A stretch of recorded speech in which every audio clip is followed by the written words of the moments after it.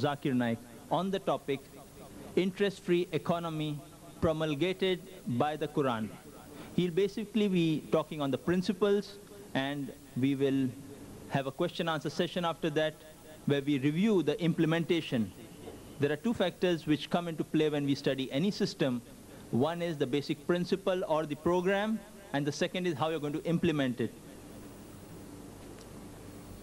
I would request Dr. Zakir to start his talk, which will be followed by the question and answer session on the topic. Dr. Zakir Naik.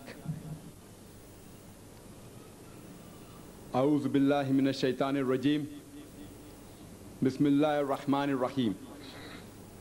Ya ayyuhalladhina amanu taqullah wa zaru ma baqi minar riba in kuntum mu'minin fa in lam tafalu fazanu bi harbin minallahi wa rasulihi wa in tubtum falakum ru'usu wa amwalikum la tazlimuna wa la tuzlamun. Bismillahir rahmanir rahim. Rabbi shrah li sadri wa yassir li amri wahlul 'uqdatam min lisani yafqahu qawli. I welcome all of you with the Islamic greetings. Assalamu alaikum wa rahmatullahi wa barakatuhu.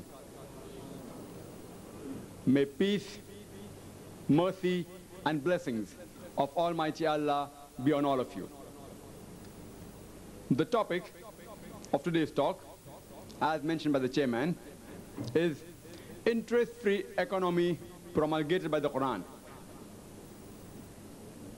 The word riba is mentioned in the Quran no less than 8 times. It's mentioned in Surah Rum, chapter number 30, verse number 39. It's mentioned in Surah Nisa, chapter number 4, verse number 161. It's mentioned in Surah Al-Imran, chapter number 3, verse number 130. It's mentioned thrice in the verse of Surah Baqarah, chapter number 2, verse number 275, and in Surah Baqarah, chapter number 2, verse number 276, and in Surah Baqarah, chapter number 2, verse number 278.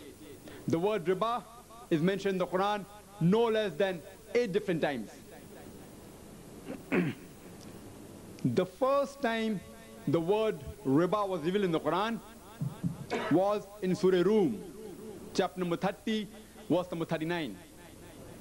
It says that those who devour usury will have no increase with Allah,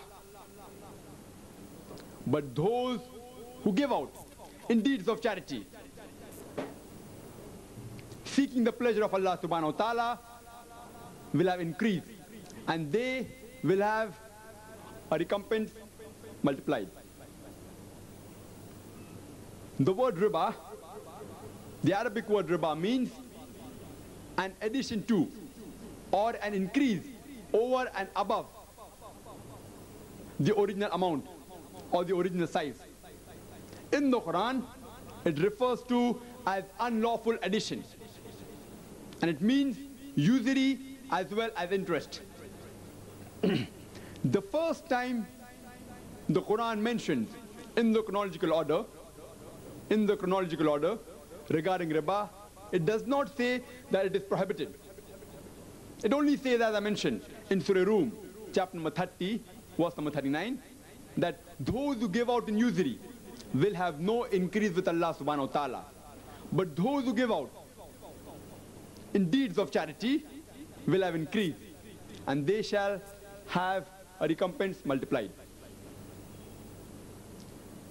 Regarding riba, it is somewhat similar to what the Quran says about intoxicants. The prohibition of intoxicants was revealed in stages.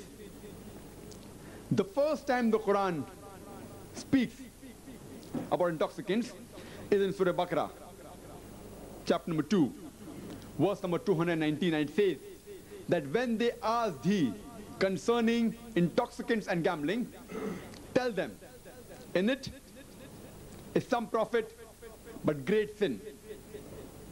The sin is greater than the profit.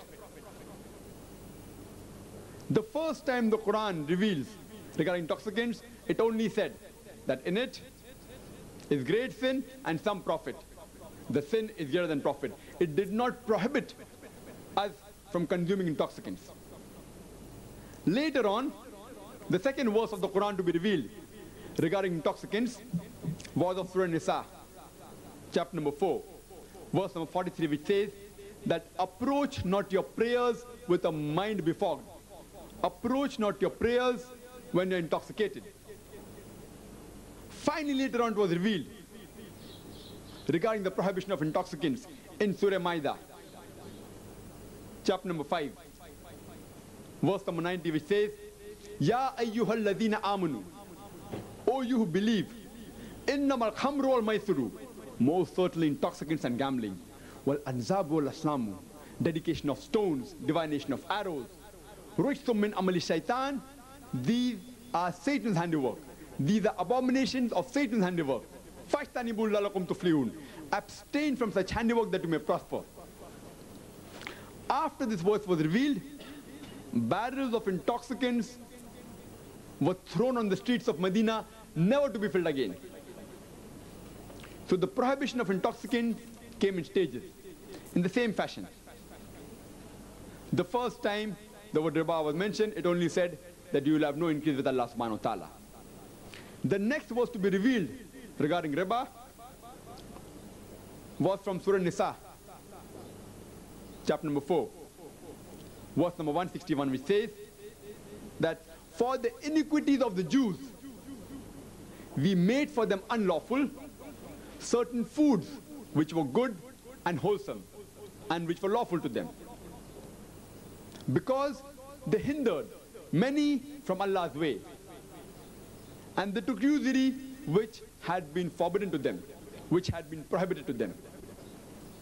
So certain food which is mentioned in the Quran, that is meat of camel, of sheep, of goat, fat of the ox, of the hare, these particular thing, the meat of the camel, the meat of the rabbit, and the meat of the hare, and the fat of the ox, the sheep, and the goat, though it was good and wholesome, had been prohibited to the Jews because they hindered many from Allah's way, and they took riba, they took usury, they took interest, though it was prohibited to them. Later on, the Quran says in Surah Al-Imran, chapter number 3, verse number 130, which says, Ya ayyuhal ladhina amanu, O you who believe, la taqulu riba, devour not usury, ad'afam muda'afatan, doubled and multiplied. O you who believe, devour not usury, doubled and multiplied, but fear Allah that you may really prosper. Here the Quran says that devour not usury, doubled and multiplied, but fear Allah that you may really prosper. But some of the Muslims may argue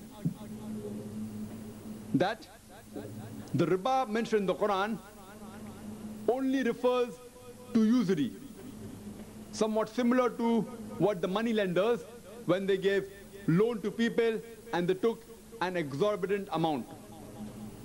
Quran prohibits usury, but Quran does not prohibit interest, which the modern day banks take.